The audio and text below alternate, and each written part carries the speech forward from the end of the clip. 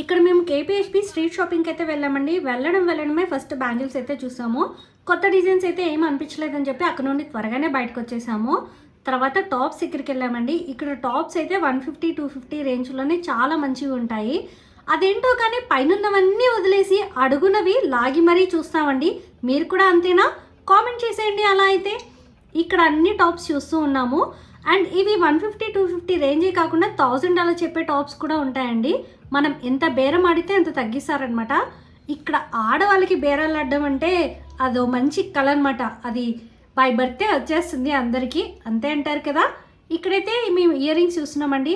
Oxidised ear rings అన్నా కూడా, ఇలా మ్యాచింగ్ ఇయర్ రింగ్స్ అన్నా కూడా నాకు చాలా ఇష్టం.